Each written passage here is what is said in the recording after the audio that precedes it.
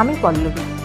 আমার আজকের নিবেদন কবিগুরু রবীন্দ্রনাথ ঠাকুরের প্রশ্ন।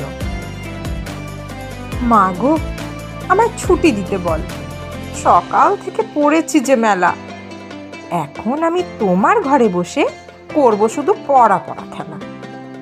তুমি বলছো দুপুর এখন সবে, না হয় যেন সত্যি হলো তাই। একদিনও কি দুপুর বেলা হলে বিকেল হলো মনে করতে নাই?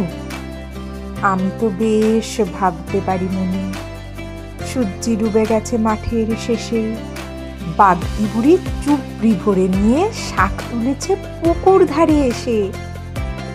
আধার হলো মাদার গাছের তলা, কালি হয়ে এলো দিঘির জল।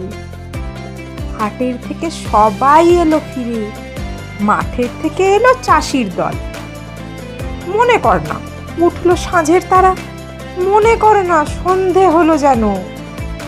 রাতের বেলা দুপুর যদি হয়, দুপুর বেলা রাত হবে না কেন?